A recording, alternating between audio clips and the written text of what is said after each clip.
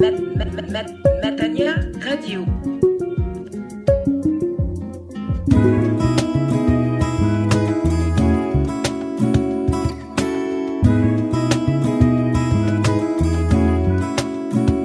Auditeurs de Radio Matania, je vous salue dans le beau et précieux nom du Seigneur Jésus-Christ. J'introduis donc une prédication pertinente et capitale qui a pour texte de référence celui de 1 Thessaloniciens, le chapitre 4, du verset 13 au verset 18. 1 Thessaloniciens, chapitre 4, du verset 13 au verset 18. Le thème de cette prédication est le suivant: Dieu nous prendra avec lui. Dieu nous prendra avec lui, et cette prédication vous donnera des réponses à la question de la mort. Vous aurez des réponses en ce qui concerne la problématique suivante: le chrétien face au deuil, le chrétien face à la mort d'un frère en Christ, à la mort d'un proche. Et ce sont des réponses que donne la parole de Dieu. Cette prédication a été donnée par le pasteur Claude Missini-Bazi, pasteur responsable de l'église protestante évangélique Matania, au lendemain de la mort d'un frère en Christ de cette église. Soyez bénis. Je vous invite donc à lire ensemble 1 Thessaloniciens chapitre 4.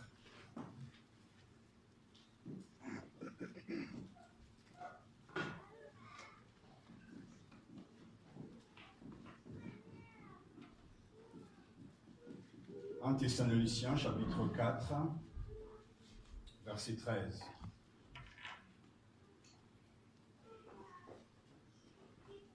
Nous accueillons la parole de Dieu. Amen. Nous ne voulons pas, frères, que vous soyez dans l'ignorance au sujet de ceux qui dorment, de ceux qui sont morts, afin que vous ne vous attristiez pas comme les autres qui n'ont pas d'espérance. En effet, si nous croyons que Jésus est mort et qu'il est ressuscité, nous croyons aussi que Dieu ramènera aussi par Jésus et avec lui ceux qui sont endormis. Amen, amen, amen. Voici en effet ce que nous vous déclarons, d'après une parole du Seigneur.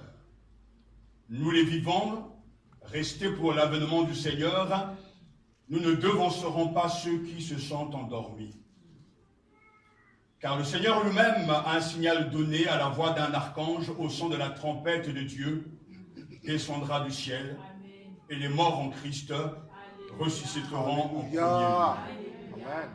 Ensuite, nous les vivants, qui serons restés, nous serons enlevés ensemble avec eux dans les nuées, Amen, à la rencontre du Seigneur dans les airs. Alléluia. Et ainsi nous serons toujours avec le Seigneur. Consolez-vous donc les uns les autres par ces paroles. Amen, amen. Amen. Prions le Seigneur. Père, nous te remercions pour ta parole, parce que tu veux enlever notre ignorance. Paul lui-même le dit, nous ne voulons pas, frères, que vous soyez dans l'ignorance. Et nous savons que l'ignorance est l'ennemi numéro 1 du peuple chrétien. Nous te prions donc que ta vérité nous donne d'être sages et intelligents selon toi. Et que notre ignorance soit bannie ce matin à l'écoute de ta parole. Amen. Ta parole a toujours autorité en tout et sur tout. Et nous voulons, Seigneur, nous soumettre à ce que toi tu dis. Amen. Nous ne voulons pas suivre d'abord nos impulsions, nos sentiments, mais nous voulons nous laisser gagner par ta parole. Amen, amen.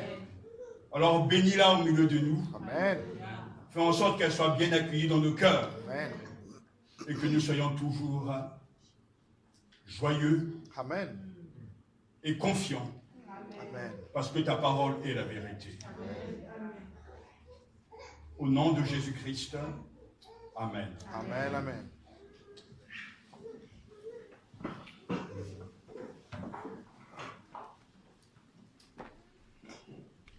C'est peut-être triste à dire, mais dimanche passé, à la même place,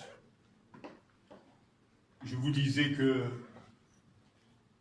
ce n'est pas la mort, la forme de mort qu'il faut craindre, il faut observer, mais la manière, comment meurt-on vraiment? On peut mourir dans une action de voiture, on peut mourir dans un train ou autre, mais ça, ce n'est pas le plus important.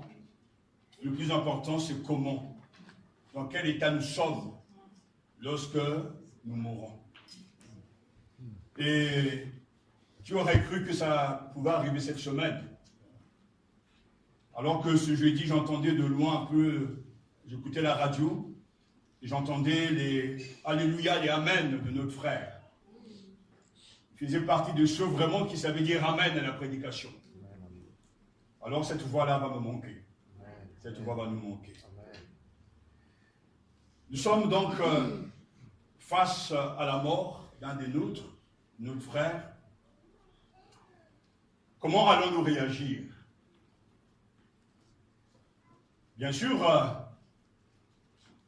c'est un temps de larmes, de tristesse, mais aussi un temps d'interrogation. Et ces choses, Dieu les accepte parce que c'est la réalité de la vie. Mais en tant que croyants aussi, nous ne pouvons pas nous laisser abattre. Amen. Parce que la Bible ne va pas dans ce sens. Les enquêtes, les sondages faits récemment en Europe manifestent que pour beaucoup de nos contemporains, la mort est la fin de tout, l'anéantissement. Connaissant parfaitement cette opinion courante, le croyant, lui, affirme la résurrection. C'est son espérance.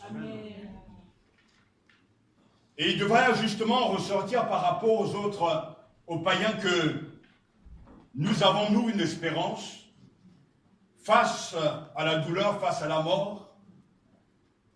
Nous avons une grande espérance. Et c'est ce que Paul veut nous dire ce matin.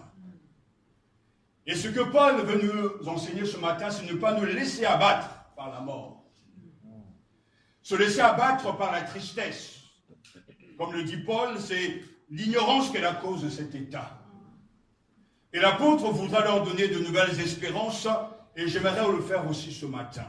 Le verset 1 nous dit, frères, nous désirons que vous connaissiez la vérité au sujet de ceux qui sont endormis ou qui sont morts, afin que vous ne soyez pas tristes comme les autres, ceux qui n'ont pas d'espérance. Et c'est une réalité. Nous désirons que vous connaissiez la vérité au sujet de ceux qui sont morts. Contrairement justement à l'espérance humaine qui comporte une part d'incertitude, l'espérance chrétienne a été décrite comme une attente heureuse et confiante. Ceux qui n'ont pas d'espérance, c'est bien sûr les autres, les païens. Ils ne croient pas en Dieu, ils ne croient pas en ce que la Bible dit, mais nous ne sommes pas des leurs. Et Paul dit frères, c'est-à-dire ceux qui ont fait la paix avec Dieu, ceux qui sont en communion avec le Seigneur, frères, il peut aussi que vous soyez dans l'ignorance, mais ça ne devra pas l'être, parce que nous voulons que vous soyez au conscient et que vous connaissiez la vérité au sujet de ceux qui sont morts. Amen. Pourquoi donc connaître la vérité? Afin que vous ne soyez pas Christ, afin que vous ne soyez pas abattus comme les autres, c'est-à-dire les païens, ceux qui n'ont pas d'espérance. Et je disais dimanche passé que la mort, quand un chrétien meurt, c'est le début de tout. Amen, amen. Ce n'est pas la fin de la vie, c'est plutôt le début, le commencement de toute chose. Amen, amen. Parce que lorsque l'on meurt dans le Seigneur, on est heureux d'aller auprès de son Maître. Amen. Et dans ce moment, il faut absolument affirmer avec force que l'espérance chrétienne balaie et enlève toute forme de tristesse, d'abattement, parce que nous comprenons quelle est la volonté du Seigneur. Alléluia. La Bible est un livre vrai et réaliste. rien n'est caché, il est question de ceux qui sont morts.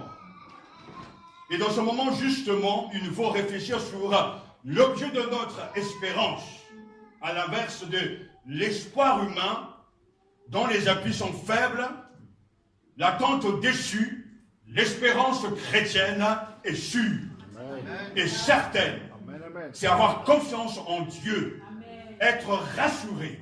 Faisant confiance à Dieu, elle ne peut être déçue, car Dieu lui-même est notre espérance.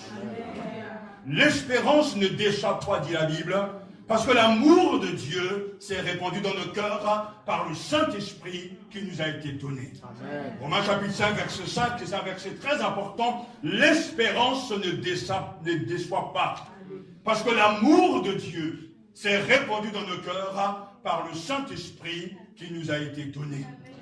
Jésus-Christ est l'objet de notre espérance. Amen. Et l'espérance mise en lui ne peut jamais être trompée. L'espérance est la confiance que le croyant peut mettre en Dieu lui-même. La certitude inébranlable que Dieu, quoi qu'il arrive, prendra soin de lui et le délivrera. Amen. Dans l'Ancien Testament, espérer, c'est vraiment attendre un bien de Dieu.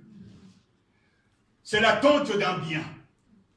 Cette espérance ne sera pas déçue parce qu'elle repose sur Dieu. Et chacun vit d'espoir selon le monde, mais nous vivons d'espérance. L'espoir fait vivre d'après le langage des êtres humains, mais le chrétien ne vit pas d'espoir. Parce que l'espoir d'avoir un meilleur emploi, l'espoir de bien vivre, l'espoir d'avoir une bonne réputation, ce sont des choses qui finissent par ne pas arriver. Mais à l'inverse, l'espérance est bâtie sur du solide.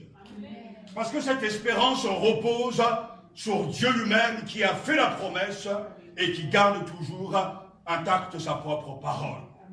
Il faut mettre sa confiance en Dieu car il est digne de confiance. Compte patiemment, dit le psalmiste, sur le Seigneur, ressaisis-toi, reprends courage, oui, compte patiemment sur le Seigneur. Le psaume 27, verset 14, compte patiemment sur le Seigneur. Ressaisis-toi, reprends courage, oui, compte patiemment sur le Seigneur. Le juste peut appeler le Seigneur son espérance. Béni soit l'homme qui se confie dans l'Éternel, et dans l'Éternel est l'espérance. Jérémie chapitre 3, 17, verset 7. Je voudrais séjourner éternellement dans ta tente, me réfugier à l'abri de tes ailes. Psaume 61, verset 4. Car tu es mon espérance. Seigneur éternel, en toi je me confie dès ma jeunesse. Psaume 71, verset 5. Et le psaume 27, verset 14 nous dit, espère en l'Éternel, fortifie-toi, et que ton cœur s'affermisse, espère en l'Éternel. Le juste peut appeler le Seigneur son espérance. L'espérance ne sera pas déçue, parce qu'elle repose sur Dieu. Espérer recevoir un bien de la part de Dieu. Attendre que se réalise ce que l'on désire. Dans l'Ancien Testament, Abraham a attendu la promesse d'un enfant et Dieu a honoré sa parole. Dans le Nouveau Testament, nous attendons la résurrection de nos corps et nous recevrons ces choses parce que Dieu garde toujours sa parole. Paul nous dit donc ce matin, et nous voulons accepter, frères, nous désirons que vous connaissiez la vérité au sujet de ceux qui sont morts, afin que vous ne soyez pas tristes comme les autres, ceux qui n'ont pas d'espérance. J'attire votre attention sur le fait que tous les verbes utilisés ici sont au temps présent, c'est-à-dire des actions continues. Nous, frères, nous désirons que vous ne connaissiez pas, c'est-à-dire sans cesse, la vérité au sujet de ceux qui sont morts, afin que vous ne soyez pas sans cesse tristes comme les autres, ceux qui n'ont pas sans cesse donc d'espérance. Nous avons l'espérance. C'est un acquis. La certitude de l'espérance chrétienne. Ce n'est pas de l'espoir, mais une réalité. Parce que cette espérance a son origine, part de Dieu et arrive jusqu'à nous. Cette espérance part de la nature même de Dieu, elle est solide, elle est sûre, elle est fiable, elle nous rassure, elle est indéfectible, elle est puissante, parce que c'est Dieu qui parle. Et quand Dieu parle, cela balaie tout le reste. Et les déclarations bibliques sont d'une force incroyable. L'espérance ne déçoit pas. Non, parce que l'amour de Dieu s'est répandu dans nos cœurs par le Saint-Esprit qui nous a été donné. L'espérance ne déçoit pas. La certitude de l'espérance est celle de l'amour immuable et efficace de Dieu. Parce que l'amour de Dieu est répandu dans nos cœurs par le Saint-Esprit. Et celui qui aime espère toujours. Car c'est là justement l'une des marques de l'amour agapé. 1 Corinthiens chapitre 13, celui qui aime espère. Et nous qui aimons Dieu, grâce à l'amour que Dieu nous donne par le Saint-Esprit, nous avons une solide espérance. Parce que cette espérance ne déçoit pas, parce que l'amour de Dieu s'est répandu dans nos cœurs par le Saint-Esprit qui nous a été donné. Dieu nous a déjà donné tant de choses. Amen. Pourquoi ne nous donnera pas ce qui est faible, ce qui est, je dirais, tellement le minimum? Il a déjà donné le salut. Il nous a déjà donné le pardon de nos péchés. Il nous a déjà donné le don de l'Esprit Saint. Comment est-ce qu'il va nous laisser dans la mort? Non, l'Esprit Saint est vraiment le témoignage, le garant, l'arbre que nous ressusciterons pour être avec lui dans la gloire. Amen. Là où il y a l'amour, alors la crainte, le désespoir sera banni. Parce que l'amour de Dieu va inonder le cœur. Au point d'espérer contre toute espérance. Parce que Dieu a dit, et Abraham a cru envers et contre tout que ce que Dieu a dit, il a le pouvoir de l'accomplir. Et ce matin, Dieu nous dit qu'il y a une espérance vivante. Et nous devons être conscients parce qu'il nous aime. Donc, nous devons être assurés, nous devons être sûrs et convaincus que l'espérance mise en Dieu ne peut jamais être trompée. L'on peut se mentir à nous-mêmes, l'on peut mentir aux autres, mais notre Dieu est le Dieu de vérité. Et Paul le dit très clairement comme une attente confiante et patiente de ce qu'on ne voit pas. Des choses qui sont invisibles, non seulement parce qu'elles appartiennent à l'avenir, mais parce que ces choses ne peuvent être reçues que par la foi. Et Romains chapitre 8, versets 24 à 25 nous dit, car c'est une espérance que nous sommes sauvés. Car c'est en espérance plutôt que nous sommes sauvés. Or, l'espérance qu'on voit n'est plus espérance. Ce qu'on voit, peut-on l'espérer encore? Mais si nous espérons ce que nous ne voyons pas, nous l'attendons avec persévérance. Nous l'attendons avec persévérance. L'espérance est faite d'attente. En fait, l'espérance chrétienne est faite de trois choses. L'attente, la confiance et la patience. L'attente, parce qu'il nous faut encore gémir pour un peu. L'attente, parce que notre heure n'est pas encore arrivée. Nous attendons. Nous gémissons, dit la Bible, mais notre attente sera récompensée parce que Dieu est fidèle. Amen. Nous devons être conscients dans l'attente. L'espérance qu'on voit n'est plus espérance. Ce qu'on voit, peut-on l'espérer encore? Mais si nous espérons ce que nous ne voyons pas, nous l'attendons avec persévérance. Il nous faut être confiants. Il nous faut persévérer. Parce que nous possédons déjà les biens du salut. La rédemption, nous l'avons déjà. Ceux qui sont en Christ, ils sont déjà bénis. Ceux qui sont en Christ ont déjà reçu le sceau de l'Esprit. Ceux qui sont en Christ, ils ont déjà goûté la rédemption, l'adoption, le pardon, la vie éternelle. Ceux qui sont en Christ, donc, nous sommes à l'attente de ces choses que nous avons déjà par la foi. Parce que nous sommes unis à Jésus-Christ. Et parce que nous sommes à lui, nous sommes déjà en possession de notre héritage. Alors, il nous faut bien sûr attendre, mais il nous faut être confiant. Car Jésus lui-même a été confiant. Son œuvre montre que tout ce que le Père a dit s'est accompli à la lettre. En mourant sur la croix, il a dit tout est accompli. Mais nous savons que le troisième jour, comme il avait annoncé, Dieu l'a ressuscité des morts et il lui a donné le nom qui est au-dessus de tout nom. Jésus a patiemment attendu et Dieu a fait le travail. Le chrétien a aussi et doit aussi attendre avec patience, avec courage, avec fermeté.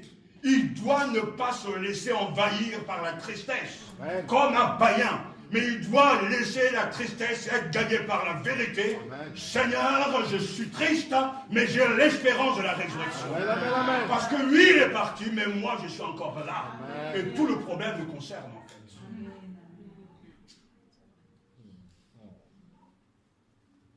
L'espérance du chrétien repose donc sur la possession des biens qui appartiennent au royaume de Dieu et qui sont tout comme ce royaume lui-même à la fois présent et futur. C'est pourquoi Dieu nous a sauvés dans l'espérance.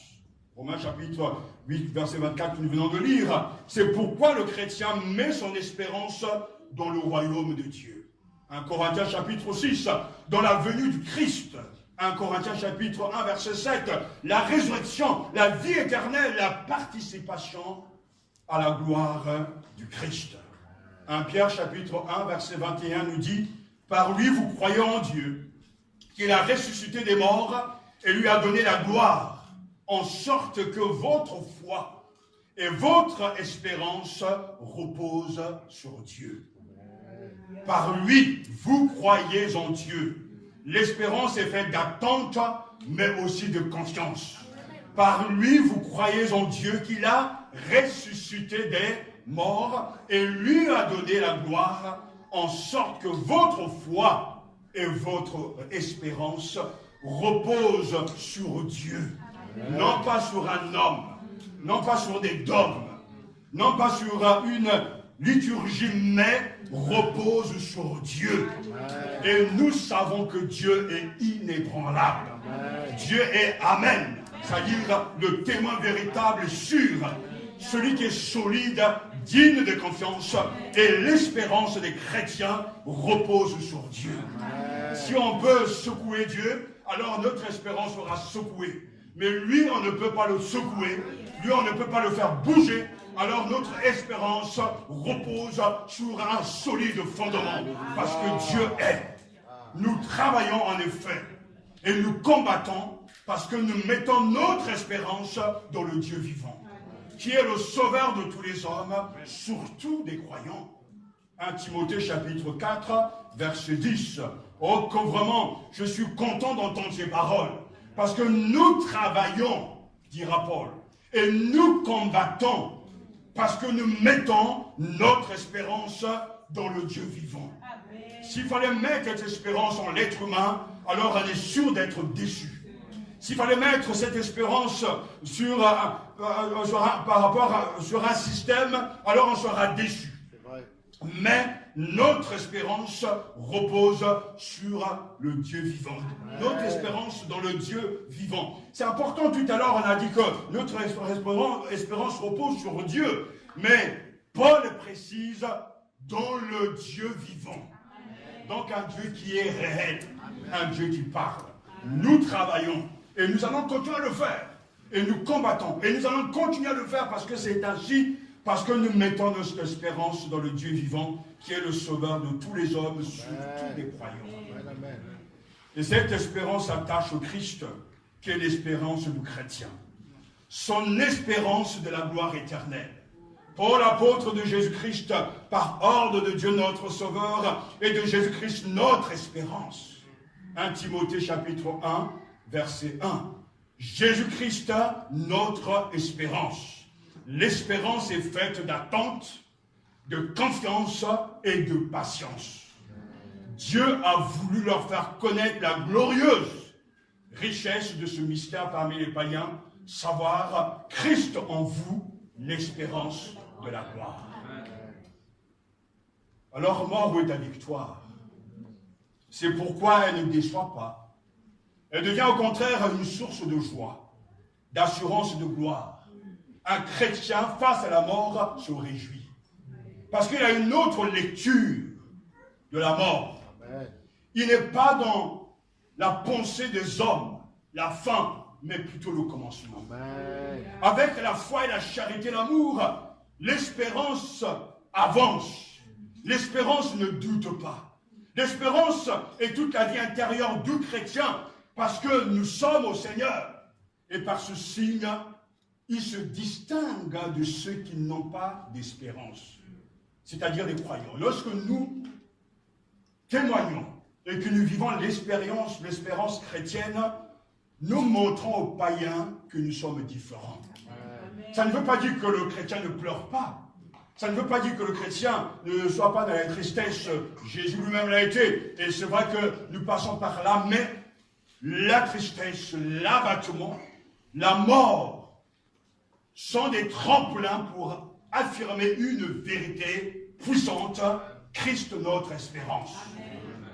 Et même dans le larmes, nous proclamons qu'il est notre espérance. Parce qu'il vit en nous. Nous ne sommes pas des païens pour nous laisser abattre et pour être diminués par la tristesse. Nous sommes des enfants de Dieu.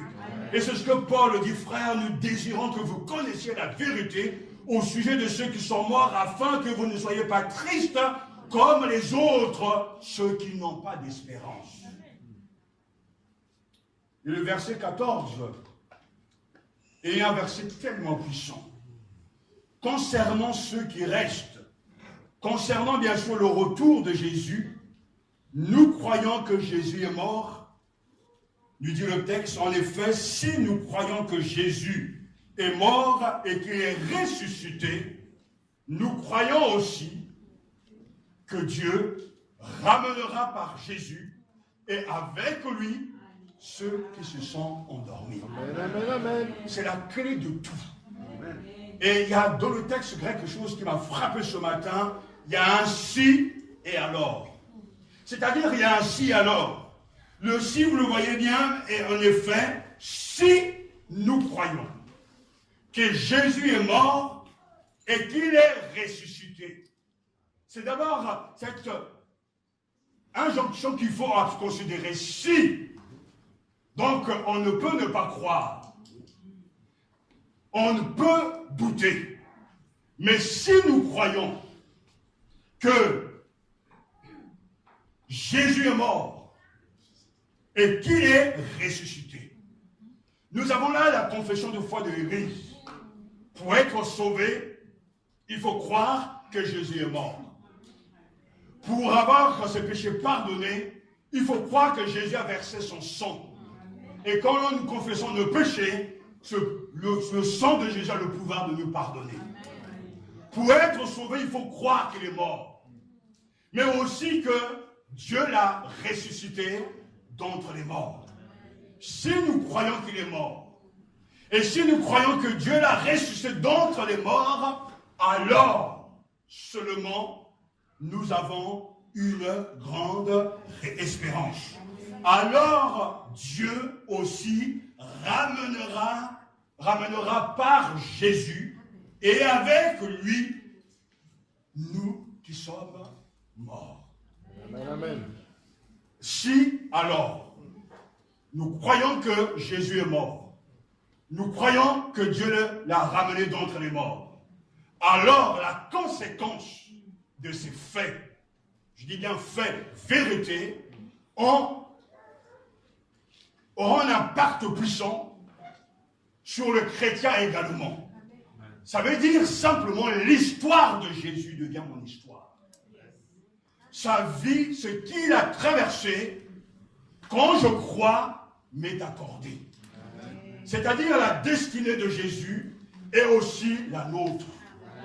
Si nous vivons en communion avec Dieu, c'est très important, Dieu nous ramènera d'entre les morts.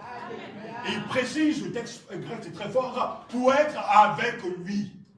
C'est-à-dire, Pourtant, aujourd'hui, nous ne sommes même pas en dehors de lui pour nous qui croyons en lui et qui marchons avec lui. Parce que nous sommes déjà dans les mains du Seigneur. Quand Jésus va quitter ce monde, Jean chapitre 17 va prier, il va confier les siens au Père. Ceux que tu m'as donnés, garde-les en ton nom. Et cette prière a été exaucée. Tous les enfants de Dieu sont gardés par le Père. Et quand ils meurent dans le Seigneur, ils bénéficient de l'œuvre que le Père a fait, a accompli par et en Jésus-Christ. Étant mort, vous aussi morts en lui. Étant ressuscité, vous aussi vous êtes ressuscité avec lui. Vous aussi vous serez ramenés d'entre les morts. Pourquoi? Mais pour être avec celui avec qui vous êtes déjà.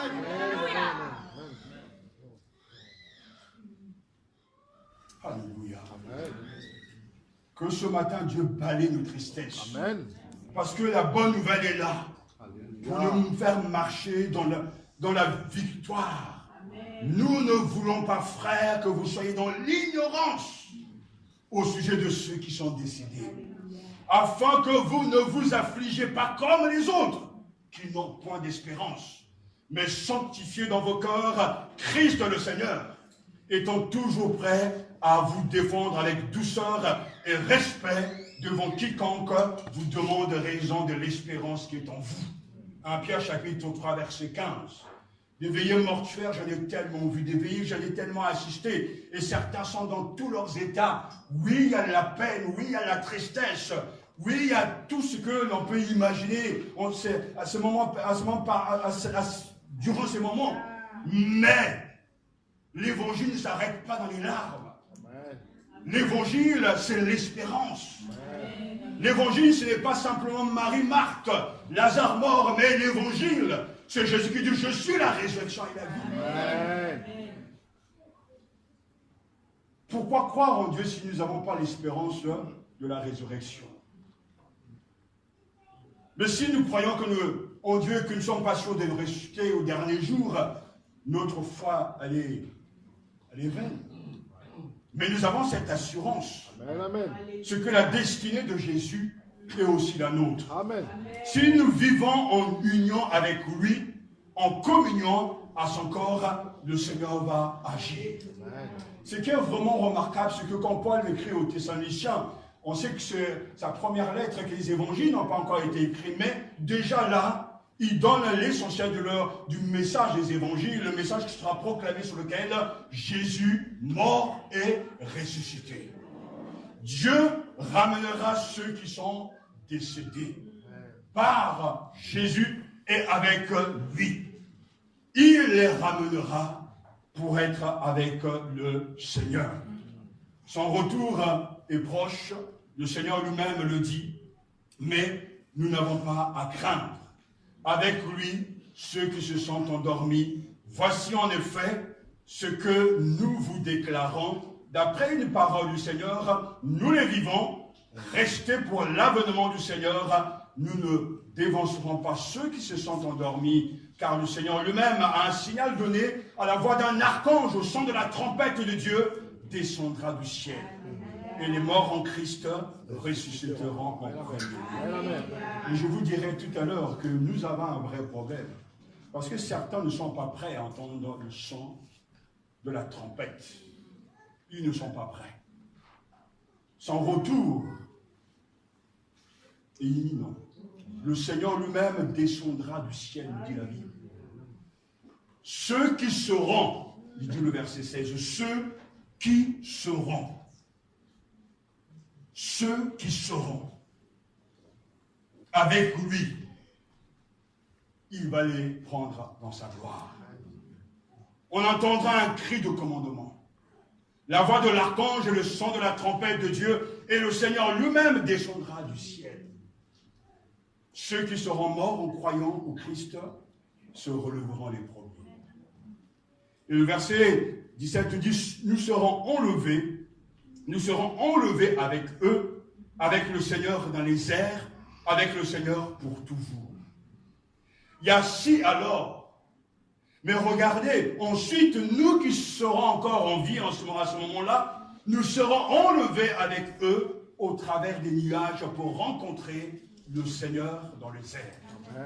Là, il y a comme un bloc de vérité, de certitude. Parce que Paul utilise ce mot enlever, arpazo, qui signifie brusquement, s'emparer vivement, arracher, emporter soudain. Et c'est vrai que le départ de notre frère a été d'une telle brutalité. Je pensais ce matin le voir avec nous parmi nous, comme certains pouvaient le penser. Mais cela nous montre très bien que rien n'est acquis. Et qu'il faut cesser de jouer avec Dieu. Parce que l'on croit qu'on a encore le temps d'attendre. Le temps d'attendre de se mettre en règle. Mais Paul utilise ici un mot enlever, c'est-à-dire arpazo qui signifie vraiment brusquement, rapidement, emporté de manière inattendue. C'est-à-dire ceux qui sont à lui, ils sont dans sa main et il ne peut les ravir, mais au moment de la parousie de son retour, ils vont partir rapidement. Les uns les autres les chercheront, mais ne les trouveront plus parce qu'ils sont déjà partis.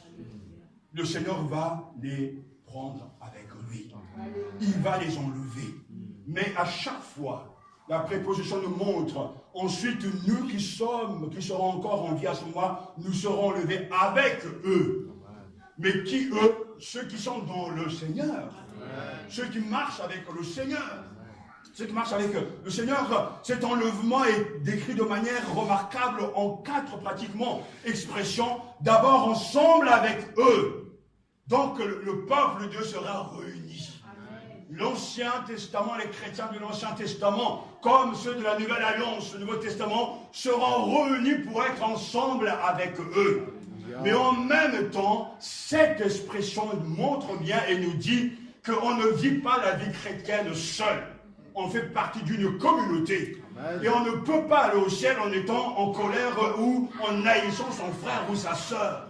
Il nous faut être en communion avec Dieu, que l'on ne voit pas être en communion avec nos frères et sœurs. Amen. Et à chaque fois que la mort arrive, on se pose 1001 questions. Chacun revendique du fait que j'irai au ciel, mais pourtant de son vivant, dans l'église, dans la société, il a la haine, il est en colère contre tout le monde, il s'entend avec personne, il ne respecte pas Dieu, mais pourtant il se rassasie du fait que quand le temps viendra, le Seigneur va me récupérer. Non, le Seigneur va récupérer son peuple. Amen. Le Seigneur viendra enlever ceux qui déjà sous la terre sont avec lui. Parce que si nous croyons en lui, si nous croyons qu'il est mort, ressuscité, alors seulement nous serons enlevés avec eux.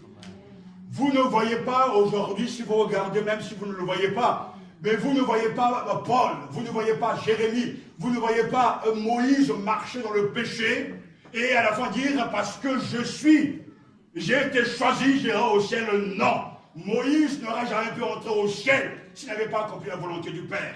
Jérémie n'aurait jamais pu entrer au ciel s'il n'avait pas accompli la volonté du Père. Paul n'aurait jamais pu entrer au ciel s'il n'avait pas accompli la volonté du Père. Et aucun de nous n'ira au ciel s'il n'a pas accompli la volonté du Père. Amen. Et c'est pour ça être avec eux signifie être dans la maison du Père avec tous les saints qui ont vécu avec le Seigneur et qui sont dignes grâce au sang précieux de l'agneau. Amen. Tout le monde n'ira pas au ciel. Et tout le monde ne sera pas enlevé. Mais Paul dit clairement ensuite, nous qui sommes encore en vie à ce moment-là, nous serons enlevés. Et il précise, avec eux, il poursuit, il y aura lieu dans les nuées. Alléluia. C'est vraiment là le mystère et la majesté vraiment de l'Église dans les nuées. Pas les nuées que l'on voit, mais quelque chose de remarquable. Je ne veux même pas me forcer à comprendre, à chercher à imaginer. Ça sera un spectacle vraiment incroyable. Amen. Les lumières de Champs-Élysées par rapport à la nuée céleste, c'est vraiment de la rigolade. Amen. Il y aura dans les nuées une fête mondiale. Les saints seront ensemble unis. Et là même le texte ne dit pas qu'ils seront unis avec le Seigneur, non. Mais ils seront avec eux au travers des nuages. Et il le poursuit, alléluia. Le but de l'enlèvement est là, et de rencontrer le Seigneur. Amen. Rencontrer le Seigneur, ils seront enlevés avec eux au travers des nuages pour chanter, non. Pour danser, non. Pour cesser de pleurer, non. Mais d'abord pour une rencontre. Amen. La mariée rencontre le marié. Amen, amen. Et c'est la fête, c'est la folie. Parce que c'est les moments de joie. Rencontrer le Seigneur. Oh, merci Père. Parce que ce jour viendra. Amen, amen, amen. Il y aura une rencontre dans les airs. L'Église va rencontrer son époux. Après tant de tribulations, après tant de guerres, mais comme l'espérance ne déçoit pas, on résiste, on attend, on a confiance, on patiente, mais un moment viendra où la joie va envahir notre esprit, notre âme et nos corps, parce que nous serons avec le Seigneur. Ainsi, nous serons toujours avec le Seigneur. Et je bénis Dieu parce que ces vérités sont scellées. Alléluia. C'est une parole que Paul reçoit. Sur la terre déjà, j'ai mon héritage. Sur la terre déjà, j'ai l'attente de ce qui m'attend. Sur la terre déjà, j'ai la conviction, j'ai la confiance que ce que Dieu m'a donné, il sera le garder jusqu'à la fin. J'ai cette confiance que jusqu'à la fin, il attend le moment de cette rencontre. C'est comme vraiment une rencontre particulière, parce que quand on est amoureux vraiment, lorsqu'on en aime quelqu'un, et qu'on a rendez-vous avec la personne aimée, on attend patiemment. On attend avec un cœur rempli de joie, on est excité. Et si on apprend que la personne aimée viendra, prendra un bus, je ne sais pas, un taxi, on regarde tous les taxis, tous les bus qui arrivent. Parce qu'on se dit, peut-être elle est là, peut-être il est là dans le bus ou bien dans le taxi, etc. On est dans l'attente, une attente fervente, une attente vraiment qui languit. Et nous devons attendre la rencontre avec le Seigneur. De la même manière, peut-être celui, non, c'est pas lui. Mon bien-aimé frappe à la porte, oh, c'est pas encore lui. Mais j'attends, parce qu'il y aura vraiment que du bonheur. Amen, amen. Et nous serons toujours avec le Seigneur. Amen, amen. Alléluia. Dans les airs. Vous voyez que la source de notre vie, c'est là-haut. Jésus dira, je suis descendu du ciel. Amen. Et à la fin, il remonte au ciel. Amen. Les chrétiens, ils sont nés d'en haut. Amen, amen. Et ils ont tout de la part du Père. Et ils vont repartir, ou plutôt regagner leur domicile. Amen, amen, amen. Donc, notre maison, ce n'est pas sous la terre. Amen. Nous sommes des SDF sur la terre. Nous faisons Amen, que amen, passer. amen. Mais notre demeure est là-haut, avec le Seigneur pour toujours. Amen. Et quand Paul écrit, il veut reconforter, il dit, bien, reconfortez-vous. Donc les uns les autres par ces paroles. Nous avons ici la promesse de la résurrection. Et dans l'épître aux Corinthiens, Paul lui-même le dira, en Corinthiens chapitre 15, c'est-à-dire tout le chapitre, il dit, mais voici ce que je veux dire, frère. Ce qui est fait de chair et de sang ne peut pas avoir part au royaume de Dieu. Et ce qui est mortel ne peut pas participer à l'immortalité. Il nous faut donc un corps spirituel pour vivre au ciel. Je vais vous révéler un secret, écrit Paul. Nous ne mourrons pas tous, mais nous serons tous transformés. En un instant, en un clin d'œil, au son de la dernière trompette. Car lorsqu'elle sonnera, les morts ressusciteront. Pour ne plus mourir. Et nous serons tous transformés. En effet, ce qui est périssable doit se revêtir de ce qui est impérissable. Ce qui meurt doit se revêtir de ce qui est immortel. Alléluia. Lorsque ce qui est périssable se sera revêtu de ce qui est impérissable et que ce qui meurt se sera revêtu de ce qui est immortel, alors se réalisera cette parole de l'Écriture, la mort est supprimée. Amen. La victoire est complète. Amen. Mort, où est ta victoire? Amen. Mort, où est ton pouvoir de tuer? La mort tient du péché son pouvoir de tuer, et le péché tient son pouvoir de la loi. Mais loué soit Dieu qui nous donne la victoire par notre Seigneur Jésus-Christ. 1 Corinthiens chapitre 15, verset 57.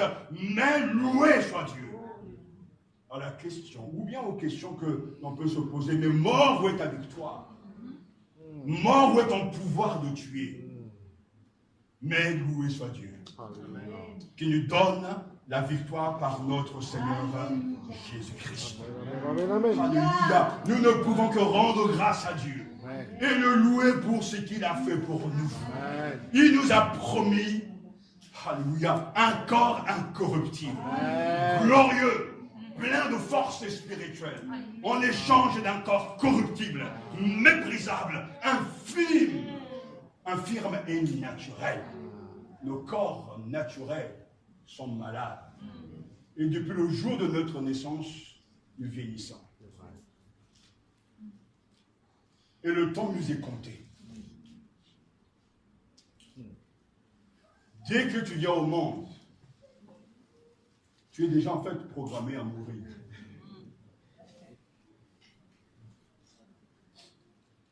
Certains à 10 ans, ils sont partis. D'autres ont le privilège, est-ce que c'est un privilège, de vivre 100 ans.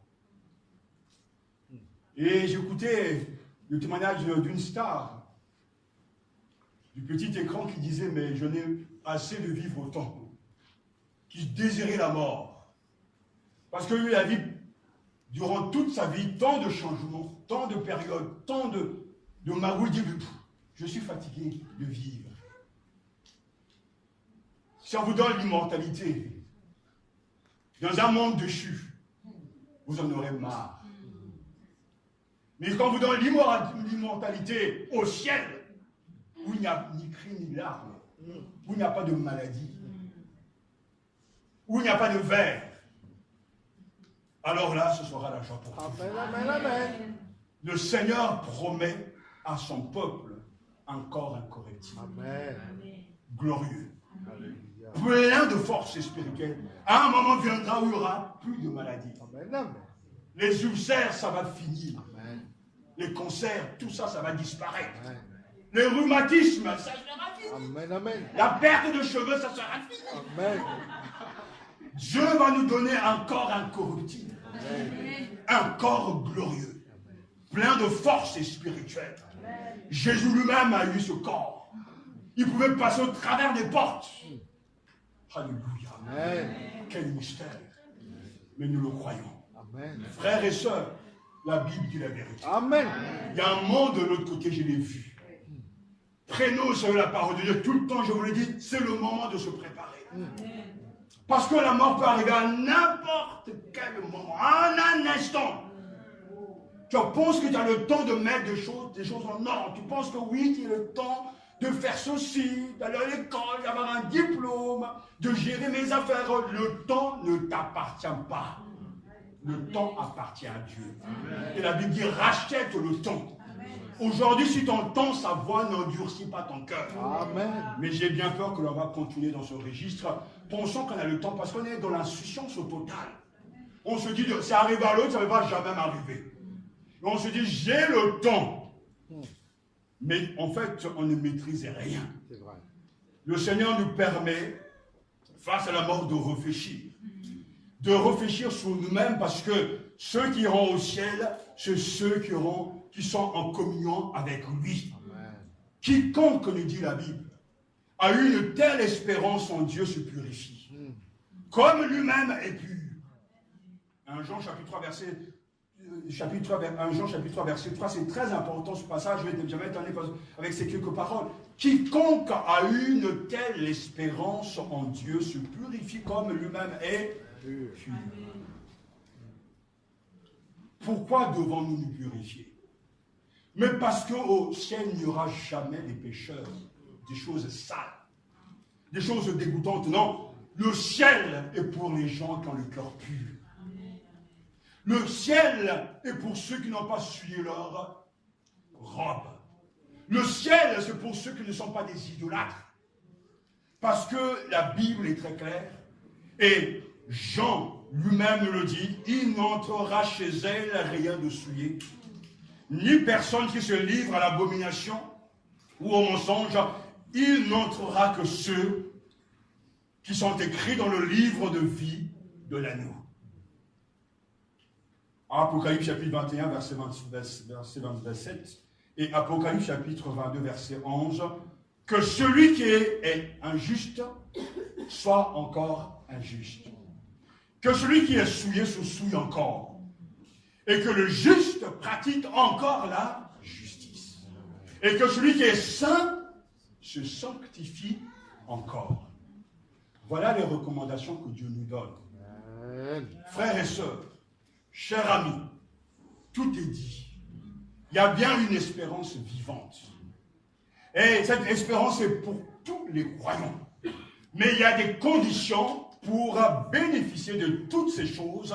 Il faut bien vivre, pour bien mourir, afin de rencontrer le Seigneur. C'est maintenant qu'il faut fuir la souillure. Les relations illicites, des vies hors mariage, il faut arrêter ça dès maintenant. Amen, amen. Les mensonges doivent s'arrêter maintenant, tout de suite. Les infidélités au Seigneur doivent s'arrêter maintenant. Pas demain, mais tout de suite. Amen. Rien ne nous dit que ce soir, on sera encore là. Et quand nous pensons à notre foi, je dis, voilà, tout au moins, c'est clair. Il était marié, fréquentait l'église. Et même le dimanche dernier, il venait à la maison de Dieu, il y a eu un accident sur la route, c'est pour ça qu'il n'a pas pu arriver. Mais malgré sa maladie, il voulait être dans la maison de Dieu. Sa joie, le fait de le voir danser, c'est Amen va me manquer. Mais ce n'est que pour un temps. Amen. Amen. Parce que là-haut, je ferai plus de bruit que lui. Amen, amen. Mais ces infidélités de certains, ils pensent que le temps m'est donné. Je peux être infidèle au Seigneur, à sa maison, à son service, infidèle dans les dîmes. Tu sais que tu es en désaccord avec ton frère. Tu sais que tu es en colère, à la haine contre ton frère. Mais règle ton problème. Pourquoi tu penses que tu as le temps de le faire? Aujourd'hui, c'est l'heure de demander pardon. Aujourd'hui, c'est l'heure de se sanctifier davantage. Parce que l'apôtre le dit très clairement, que celui qui est saint se sanctifie encore. Donc on n'est même pas dans simplement des acquis, mais dans une continuité, dans un comportement. Parce que nous ne sommes jamais assez suffisamment saints. Nous avons besoin de nous sanctifier encore. Toi qui vis dans une situation qui n'est pas la gloire de Dieu, qui peut-être travaille avec les papiers des autres, arrête les mensonges.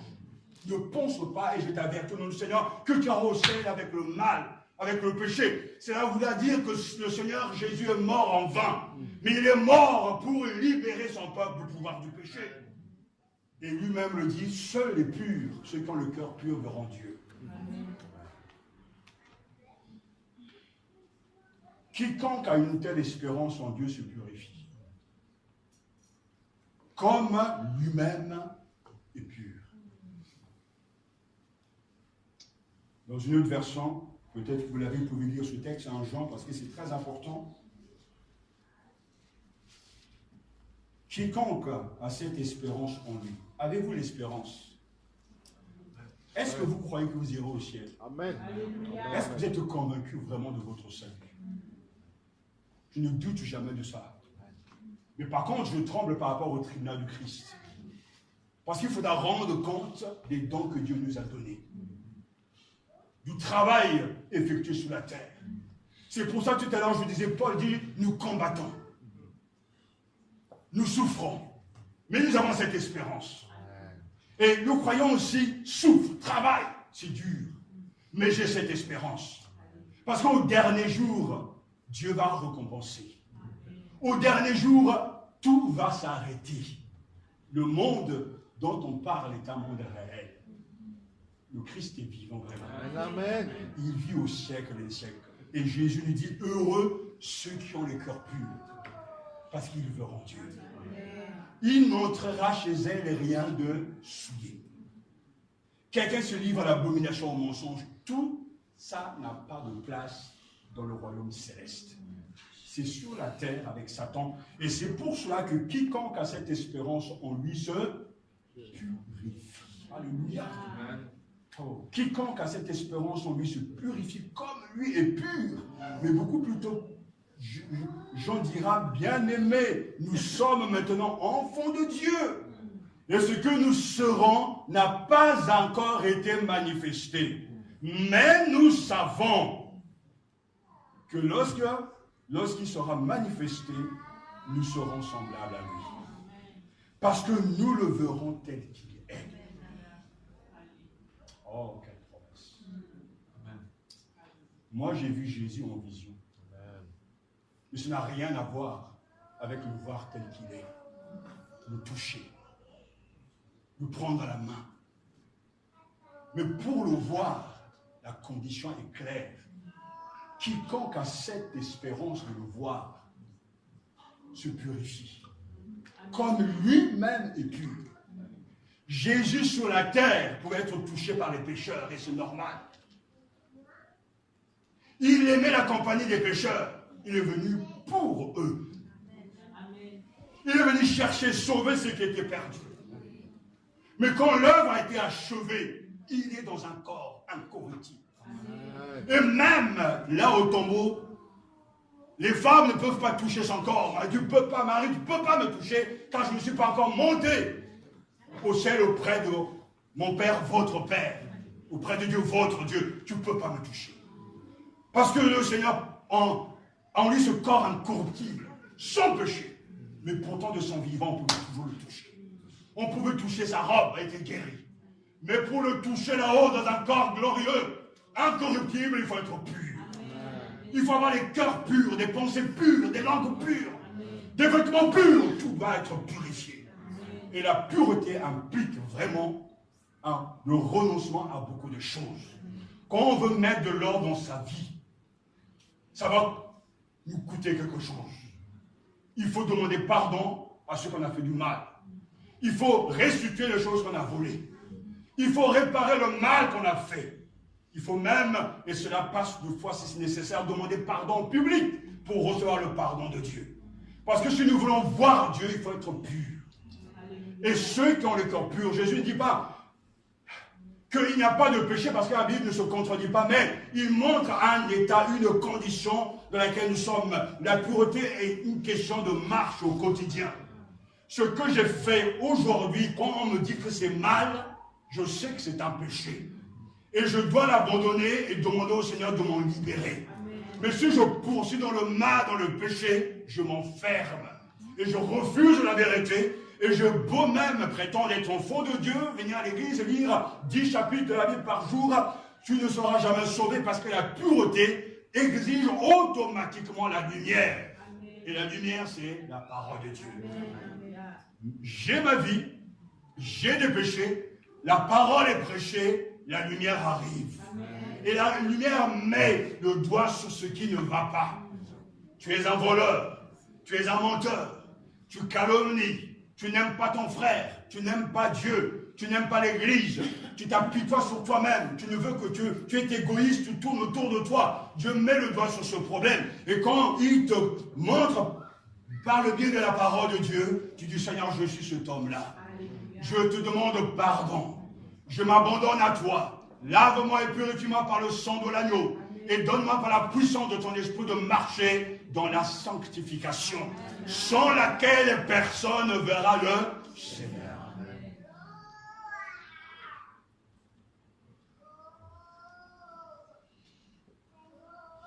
Vivons bien pour bien mourir. Nous savons ce qu'il faut faire. Et nous n'avons pas besoin de prier, de demander à Dieu. Seigneur, tu es mon espérance. Et c'est pour ça que quelquefois ça peut choquer au risque de dire, mais je ne redoute pas la mort, je souris à la mort. Je parle même de la mort sans crainte. Parce que pour le chrétien, le Christ a déjà vaincu notre plus grand adversaire. Pour le chrétien, notre histoire, c'est son histoire. Et cette espérance me vient d'un Dieu qui ne trahit jamais sa propre parole. Et ce qu'il exige de chacun, c'est cette pureté, c'est cette persévérance, c'est cette patience. Parce qu'aujourd'hui, nous pouvons pleurer. Et il faut le faire. Mais il faut regarder là-haut, ce qui nous attend. Son histoire est terminée. Chacun maintenant a son histoire. Et chacun doit réfléchir ce matin. Seigneur, suis-je prêt? Parce que la trompette va bientôt sonner. Suis-je prêt à être avec toi dans la gloire? Et nous savons tous, alors que hier on était chez eux, le portable sonnait. Ça a été quand même une anecdote assez incroyable. Certains sont tellement accros à leur portable. Le portable va sonner et il n'y a personne au bout de fil. Tout ça, ça reste. La voiture que tu aimes tant, pour laquelle peut-être tu as fait un prêt à ne plus en finir, ça va rester. La maison que tu chéris tant, tout ça, ça va rester. Les amis par lesquels tu peux que jurer, ils vont tous rester. Tu seras tout seul. Ni tes enfants, ni tes parents. Tu seras tout seul face au Seigneur. Il va te regarder les yeux dans les yeux. Et tu pourras lui dire, Seigneur, c'est toi qui mens. Tu ne pourras jamais. Quand tu verras ses yeux pénétrants, tu vas baisser la tête. Tu vas pleurer. Tu vas crier, Seigneur, aie pitié de moi, dis, je ne te connais pas. Arrière de moi. Le temps de la grâce est fini. J'espère vous faire peur. J'espère mettre en vous de la crainte. Parce que ce Seigneur, il existe. Amen. Il est aussi vivant que vous et moi. Amen. Mais c'est le moment de régler les choses. Ne retourne pas à la maison dans la même situation, dans le même état. Cesse de reporter toujours au lendemain ou sur lendemain ce que tu dois faire maintenant. Si tu dois appeler ta mère, fais-le tout à l'heure ce soir et demande pardon. Si tu dois appeler ton papa, fais-le maintenant, demande pardon, n'attends pas. Alors il y a quelque chose, j'avais ma mère, je dis, maman, je t'aime toujours, je te bénis. Il ne faut jamais laisser les occasions de dire tout le bien que l'on pense des gens que l'on aime. Nous n'avons pas la maîtrise du temps. Jamais. Mais Dieu a pitié de nous aujourd'hui. Si nous vivons, si nous respirons, si vous m'entendez, c'est parce que sa bonté se renouvelle à notre égard.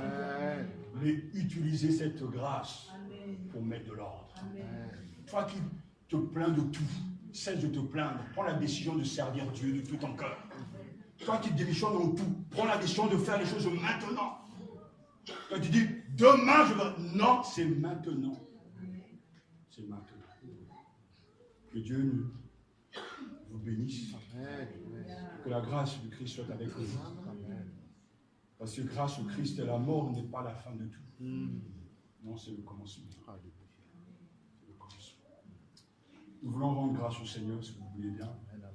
On a terminé avec ce cantique de victoire au Seigneur de la vie.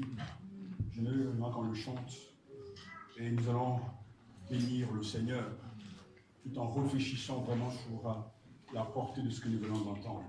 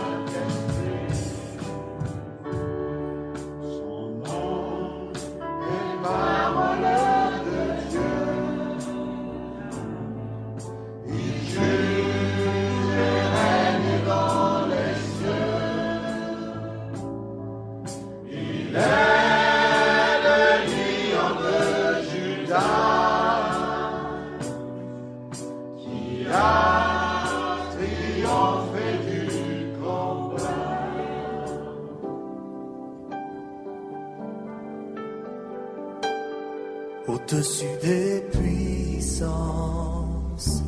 au-dessus des rois, au-dessus de la nature et de la création.